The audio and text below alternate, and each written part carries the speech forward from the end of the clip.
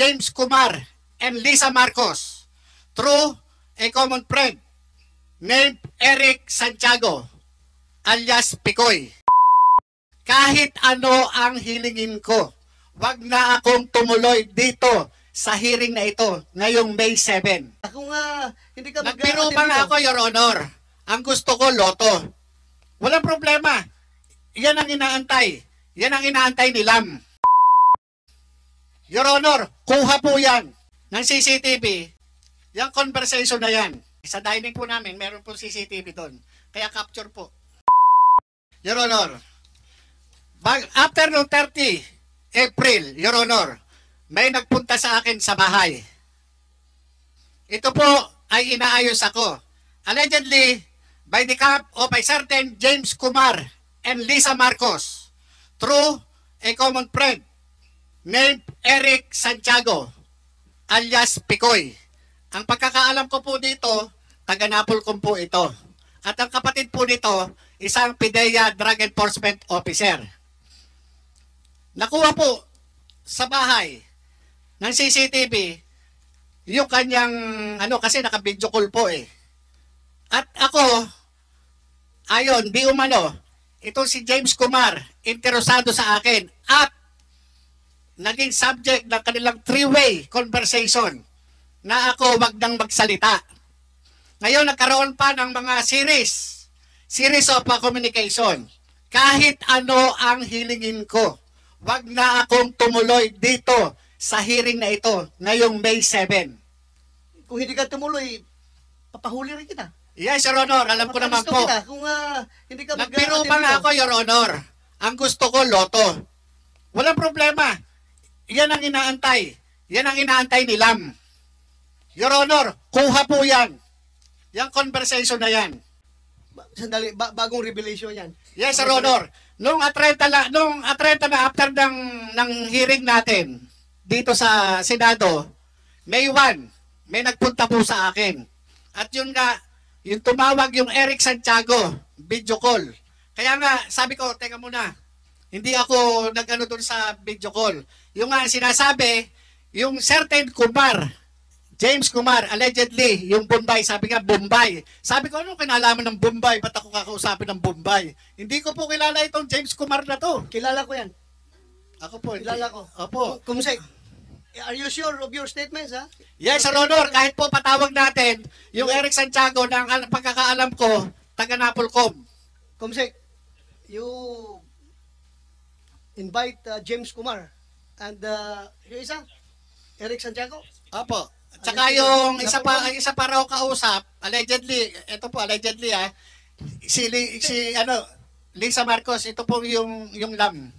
Sandali, puro ka allegedly. Sino nakausap? Kasi po, yung Eric Santiago po ang nagsasabi. Sinabihan interesado. Opo, sinabihan ako na yung Kumar interesado sa akin. Personal kayo nag-usap o cellphone? Yung po yung nagpunta po sa akin, naka-video call po sila. Sino yung nagpunta sa'yo? Si Romy Enriquez po. Romy Enriquez. Kumsek, take note. Pumunta sa'yo, naka-video call. Yes, Sir Honor. Pinadinig niya sa akin. Sinong nagsalita doon sa video call? Yung pong si Eric Santiago. Anong sabi ni Eric Santiago? Ayun, interesado raw sa akin si James Kumar. Ang gusto pa nga, Your Honor, kausapin ako kung saan ko gusto sa labas. Ang sabi ko naman, hindi, dito na lang sa bahay. Dito ako kakausapin. Ngayon, bumalik sa kanya ng usap, itong si Picoy o si Eric Santiago at sinabi, teka muna, baka raw purtad ng CCTV yung bahay nun. Mahirap. So, na-cover ng CCTV mo yung pagpasok ni yung nagdala ng cellphone, nakakausapin ka? Yes, Sir Honor. Nandun. Sa Nakuha po, nandun kami sa dining eh. Sa dining po namin, meron po CCTV doon. Kaya capture po. Palalim ito yung investigasyon na ito. Ang dami ng tao na involved. Yung nga po, yung ang nagulat din ako dahil after lang nung April 30 na hearing, bakit may ganun? Sabi ko, kung ito... So this happened after the hearing? After First hearing po, natin. May 1. Bago po ako interviewin ng... Ano ba radio station to? Bali, ang interview ko noon, 11:30.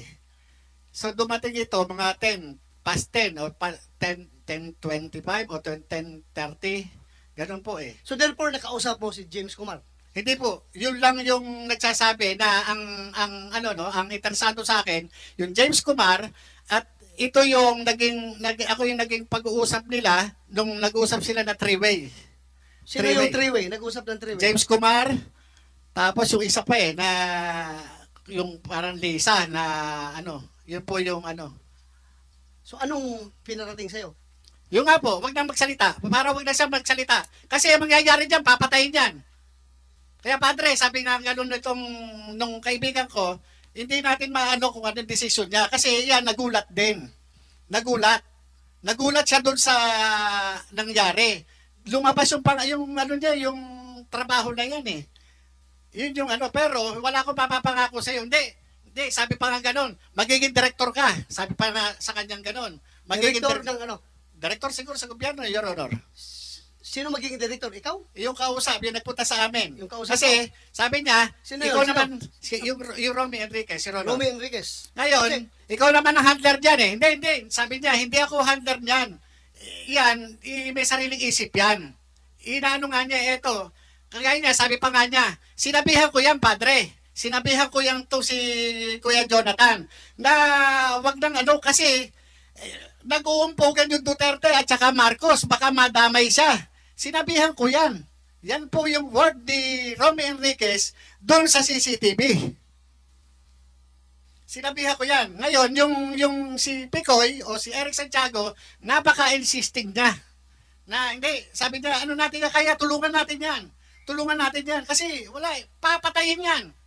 Tingnan nyo, Your Honor, yung posisyon ko. Sinong papatayin? Ako daw. Ang nagsabi si? Yung Picoy, yung Eric Santiago, Your Honor, ang alam ko, taga Napolcom yun eh. Kumsek, invite Eric Santiago, Napolcom. Bakit ka naman papatayin? Ay, hindi ko po alam, dahil po dito siguro. Kasi sa akin lang po, trabaho lang eh.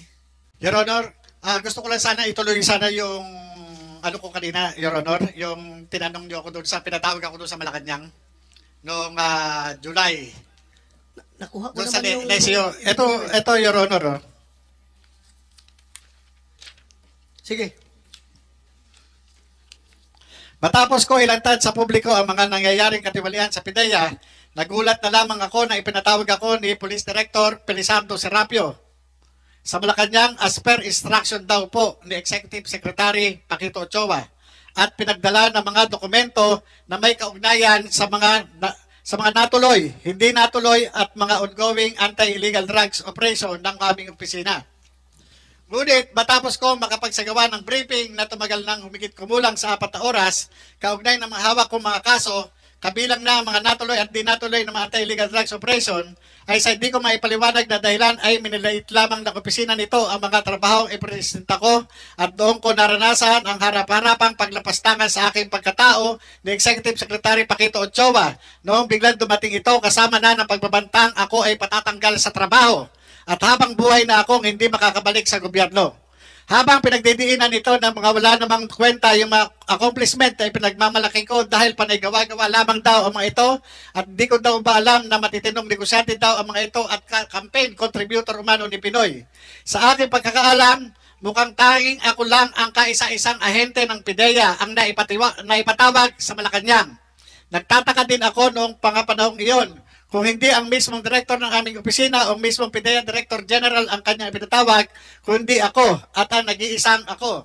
Hindi ko maintindihan kung bakit tila masyadong napakalaking problema ako sa kanila at tila masyado po ako napag-iinitan sa pamagitan ng mga pinuno ng PIDEA. At sa katunayan, kahit wala na po ako sa naturang ahensya ay nagawa pa ng mga ito na ako ay taniman ng samot-saring kaso na sobrang naglukmok sa akin at sa aking pamilya. Ngayon ko lamang napagtanto na kaya pala ang asawa pala ng isa sa mga naging subject sana ng anti-illegal drugs operation namin noon na si Politician Bongbong Marcos ay kapater po sa Marcos Ochoa Serapio Tan, Law Office ni Executive Secretary Paquito Ochoa na si ngayon First Lady Luisa Araneta Marcos. Yun po, yun yung talagang naging ko. Sabi ko kaya pala ako pinag-iinitan ng mga ito dahil magkakakonekta pala itong mga to. Your Honor. Umani naman ito ng iba't ibang reaksyon mula sa ating mga netizens. Ayon kay Ella Negrit, mabuhay po si Agent Morales, katotohanan ang sandata laban sa nanunupil ng katotohanan. Pahayag naman ni Shara Peroy, Morales and Bantag are the guys fit for higher position in the government, palitan natin ang mga senador na ito. At ito naman ang saloobin mula sa ating kababayan na si Felicie C. Maulandria, tunay kang aalagad ng batas.